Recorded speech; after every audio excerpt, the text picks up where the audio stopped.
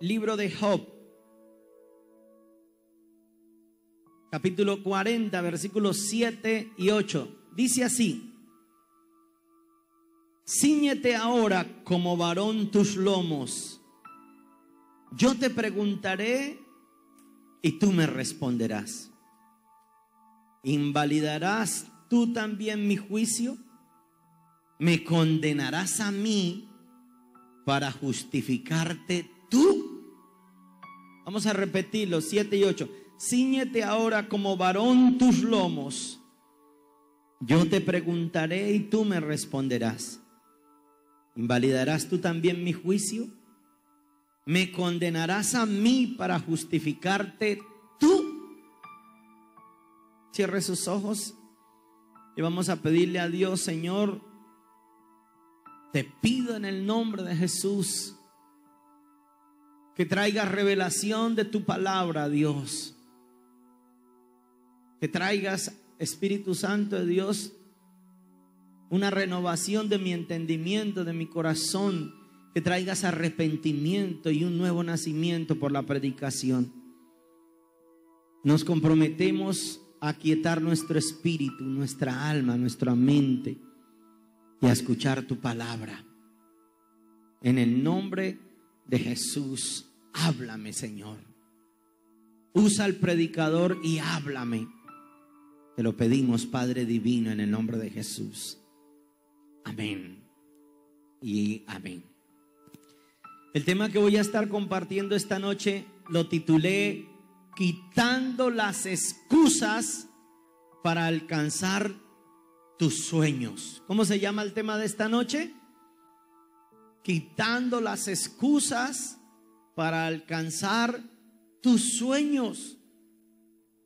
La semana pasada estuvimos viendo la historia de José, de cómo José, superando todos los obstáculos, pudo llegar a alcanzar, a haber hecho realidad todos sus sueños. Pero a veces somos tan buenos para inventar excusas. En cierta oportunidad, un dragoneante, un capitán, le da permiso a 10 de sus soldados para que salgan una noche. Pero tenían que estar temprano, 4 en punto de la mañana. Uno solo llegó temprano y todos los 9 restantes tenían una excusa. Cuando el capitán empieza a preguntarle ¿a usted por qué llegó tan tarde? El primero le dice: mi capitán, me distraje con la novia y la verdad es que intenté tomar un bus. El bus se varó. Me bajé y tomé un taxi. El taxi también se dañó. Entré entonces a una casa. Le pedí a un señor un caballo prestado. Y cuando venía en el caballo se murió en la mitad del camino. Y tuve que venirme a pie y por eso llegué tan tarde. Bueno, entre. A los 5 minutos llega el siguiente, pero llega con la misma excusa. Y le pregunta al capitán: ¿usted por qué llegó tan tarde? No, mi capitán, es que me distraje con la novia. Intenté coger un bus. El bus se varó. Me bajé y tomé un taxi. El taxi se dañó. Entonces entré a una finca que me prestaran un caballo y me vine en el caballo y el caballo se murió y me tocó venirme a pie. El capitán dijo: Psh. Y todos los demás con la misma excusa, las mismas palabras. Cuando llegó el último le pregunta al capitán: ¿y usted? Yo, mi capitán, lo que pasa es que me distraje con la novia. Intenté coger un bus, el bus se varó. Me bajé a tomar un taxi. Dijo: así, ya sé todo el cuento del taxi. El taxi se dañó y después se montó en un caballo y se vino en el caballo y el caballo se le murió y le tocó venirse a pie. Y dijo: no, a mí no se me murió el caballo, pero con tanto caballo muerto por el camino me demoré mucho en llegar. A veces el diablo mismo se queda impactado de ver las mentiras. Ustedes no. Que gente inventa para causar una excusa por causa de su mediocridad. son gente que no quieren hacer una realidad sus sueños y siempre tienen una excusa, siempre tienen un pretexto y entonces inventan lo que sea. El diablo los felicita. Yo creo que el diablo, cuando los escucha algunos cristianos, ninguno de los que está aquí es así, ninguno. Son por allá cristianos de otro planeta y se inventan unas excusas que el diablo los admira. El diablo se cae y dice: uy, esa no me la sabía, gracias, una más, y apunta. Porque a veces somos tan expertos para inventar excusas que el diablo nos admira. Si los sueños vienen de parte de Dios, escúchame lo que voy a estar diciendo esta noche. Como le pasó a José, que los sueños de José venían de parte de Dios por obvias razones. Cuando los sueños vienen de parte de Dios, tenemos un archienemigo que siempre se va a oponer, que siempre se va a atravesar, que no va a querer dejar que nuestros sueños se hagan una realidad. Y muchos de nosotros vamos a tener que ser tal vez quebrantados. Tal vez vamos a tener que pasar por el horno de fuego. Tal vez vamos a tener que ser introducidos a un desierto para ser probado nuestro corazón, por cuanto el sueño de Dios es una gran bendición. Ahora, José tuvo sueños y él veía que las espigas se doblegaban ante la espiga de él. Y él supo, él entendió, wow. Es más, el mismo Jacob, el mismo padre de José, le interpretó los sueños cuando él le dijo: mire, papá, yo veía que la luna, el sol y las estrellas se doblegaban ante mí. Y el papá le dijo: ¿qué estás queriendo decir? ¿Que nosotros nos humillaremos, nos postraremos ante ti? ¿Qué tipo de sueño es ese? Porque cada vez que hay un sueño, hay un enemigo que se quiere atravesar para que ese sueño no se cumpla. Hay un obstáculo y uno puede llegar a refugiarse en esas excusas, en esos hornos, en esos desiertos, en esas pruebas. Imagínense las pruebas que pasó José. Y algunos nos quedamos ahí en las excusas, en las pruebas. Por eso el apóstol Pablo decía efectivamente: todo lo puedo en Cristo que me fortalece. ¿Y cuándo lo decía? En las pruebas más impresionantes. Pablo ya lo tenían listo para matarlo, para degollarlo. Pero él decía: aunque este hombre exterior se vaya desgastando, el interior está creciendo. Y si tengo a Cristo, todo me es contado por basura. Para mí el vivir es Cristo y la muerte será una ganancia entera. Todo es basura si tengo a Dios de mi parte y en mi corazón.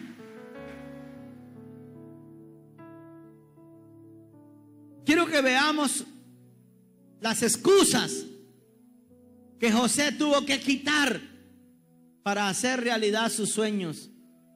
La primera excusa fue la de la familia, el área familiar. Una excusa tremenda. A muchos Dios le dio el sueño de tener un ministerio poderoso, pero ellos tuvieron el problema con la familia y la excusa de la familia: no, es que los niños, pastor, los niños. ¿Y quién se los está quitando? No, es que yo tengo que estar enfrente de ellos. Enséñales principios para que cuando tú no estés, ellos vivan en esos principios. Así nos ha tocado hacer con nuestra hija Helen. Nosotros tenemos que continuamente estar saliendo de la ciudad y yo no puedo llevarme a Helen, ellos tienen que estudiar. Y hemos tenido una disciplina a tal extremo que nosotros vemos que ahora nuestra hija estudia, hace sus tareas, es consagrada sin necesidad de que nosotros estemos encima de ella. ¿Usted qué está mirando? ¿Y qué está haciendo? Para eso se le enseñaron principios. Pero hay gente que siempre tiene la excusa. No, es que yo no puedo, pastor. Yo no puedo abrir una célula. ¿Por qué? Porque mi marido, mis hijos, el tipo este me prohíbe que yo venga a la iglesia, pastor. Y como yo quiero al negro, ¿cómo voy a dejar ese negro? Tremendo. Imagínense lo que le sucedió a José. Por favor, piense un poco en José. Los propios hermanos lo aborrecían. Le decían el perro soñador. Ahí viene el perro soñador ese. Le tenían una envidia, lo aborrecían. Y más encima lo vendieron. Y era su propia familia la que lo vendía. Lo cogieron y lo iban a matar. Y él les vio la firme intención de matarlo. Hasta que uno de ellos dijeron: no nos untemos con la sangre de este miserable. Echémoslo a una cisterna y vendámoslo a unos amalecitas que iban pasando por ahí. Y lo vendieron como esclavo a unos amalecitas. Imagínense lo que él puede llegar a sentir en su corazón contra su propia familia. Gente que se le opone a los sueños de Dios. La misma familia. Gente que le vive diciendo a usted: siga yendo de ese pastorcito para que él se enriquezca. Porque eso es lo que normalmente la gente ignorante está diciendo. Para la gloria de Dios, aquí hay contabilidad. Somos una iglesia muy ordenada financieramente. Sus diezmos, sus ofrendas, se los podemos certificar y usted lo puede descontar de su declaración de renta ante la DIAN. Pastor no se roba ni un peso, gracias a Dios, soy pastor. Y si así lo hiciera, tendría que darle mis cuentas a Dios. Usted cumpla su parte, que al pastor también le toca dar cuentas de su alma ante Dios. Y yo prefiero ser limpio para que la presencia de Dios esté siempre en mi vida, en el nombre de Jesús. Amén. No permita la excusa familiar. Gente que fue abusada. Mire, hermano, voy a decir algo. Voy a estar hablando cosas impresionantes. Imagínese lo que usted siente cuando su misma familia, a lo mejor a usted le ha pasado, que un mismo hermano de la iglesia habla mal de usted, murmura de usted, le odia. Yo conozco gente que vienen a la iglesia y odiándome. Digo, yo no sé cómo lo hacen.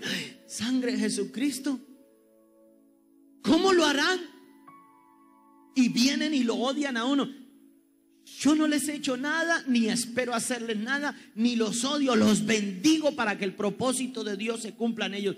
Pero usted, ¿qué sentiría si supiera que una misma hermana o un mismo hermano de la iglesia es el que está hablando mal de usted, está murmurando de usted y lo puede llegar a vender?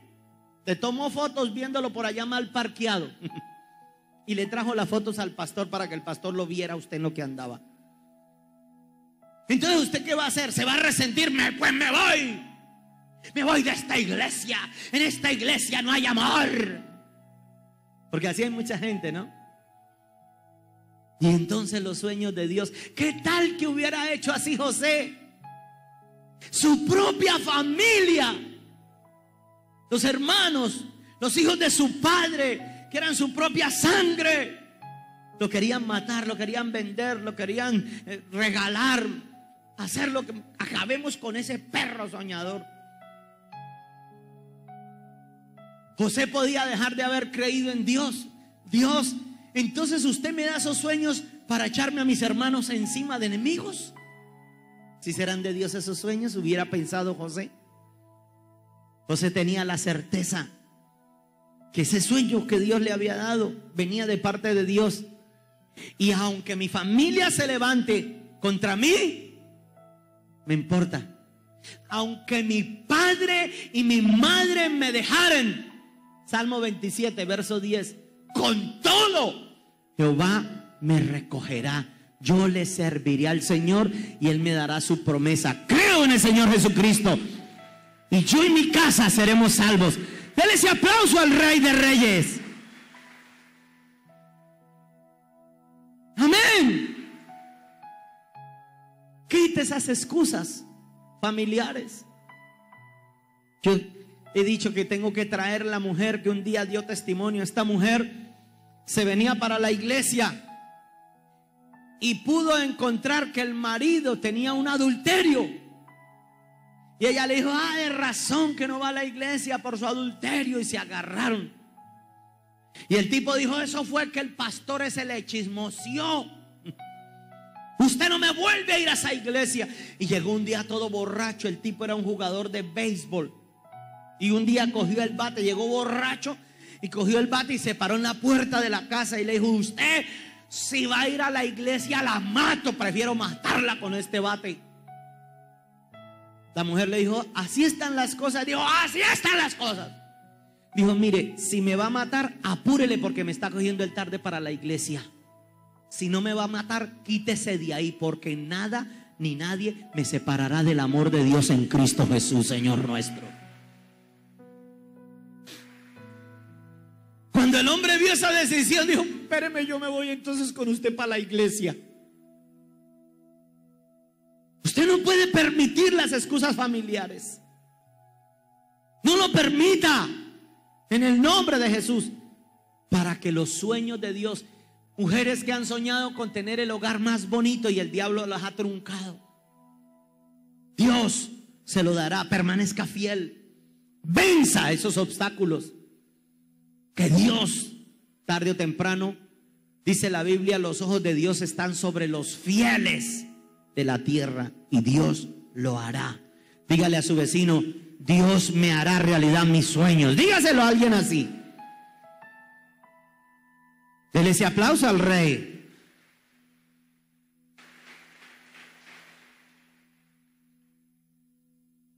Lo segundo que venció José es que José dejó enterrado atrás su pasado. ¿Qué hizo José? Dejó atrás su pasado. No lo toleró más su pasado. Mire, hay gente que viven experimentando el pasado para atraer espíritus de conmiseración hacia sí mismos, hacia ellos mismos. Y hermano, ¿quién en el pasado no tuvo pecados? ¿O quién en el pasado no tuvo problemas? Hay gente que tuvo problemas en el pasado. Gente que tal vez fueron violadas, niñas que fueron violadas. Yo he conocido aquí personas que se levantaron a cumplir el propósito de Dios y haber cumplido sus sueños, aunque su pasado era terrible. Yo conocí el caso de un muchacho que fue violado y se hizo homosexual, pero luego vino a Cristo, enterró su pasado, y por causa de haber enterrado su pasado, Dios le honró y él hoy en día está pastoreando. ¿Sabe lo que dice la Biblia? El apóstol Pablo a los filipenses, escriba solo la cita bíblica en el capítulo 13, en el versículo 13, dice: por tanto, ciertamente dejando lo que quedó atrás, prosigo hacia adelante, hacia el supremo llamamiento en Cristo Jesús. No pretendo haberlo ya alcanzado todo, dice el apóstol Pablo, pero yo sigo hacia adelante. Y el pasado no puede interrumpir mi futuro. Gente que viven todavía en el pasado. Y son personas que ellos entienden: ay, si mi papá no me hubiera hecho eso, o si mi marido. Gente que sufrió algún día una traición. Escúchame. Y ellos no han abandonado su pasado.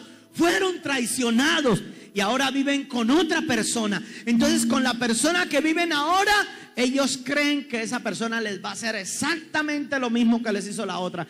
Y la juzgan a esta como si estuvieran juzgando a la anterior. Y no han enterrado su pasado. No han muerto a su pecado del pasado. Y lo viven ahí recordando. Viven en una crisis continua. Imagínense lo que le pasó a José. Él era primero el administrador. Recuerden que su papá le hizo una túnica de colores. Y esa túnica de colores significaba que él era el jefe de personal.